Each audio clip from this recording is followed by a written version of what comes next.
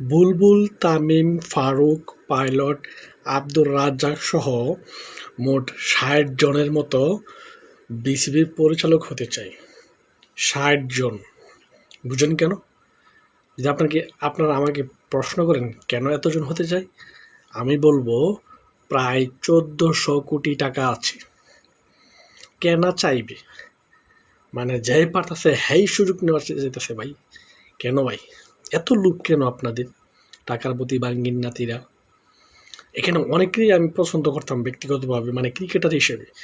কিন্তু এখন দেখতেছি যে অবস্থা, মানে টাকার জন্য, টাকার লোভে মানে একজন পাগল প্রায় হয়ে যেতেছে।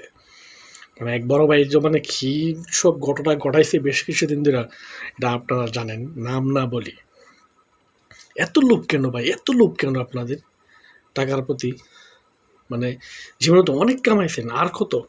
অনেক, মানে আপনাদের অনেকে অনেক সম্মান করতো, কিন্তু রিসেন্ট আপনাদের যে কর্মকাণ্ড, এগুলো দেখে আপনাদেরকে ঘৃণা করতে বাধ্য করছেন আপনারাই।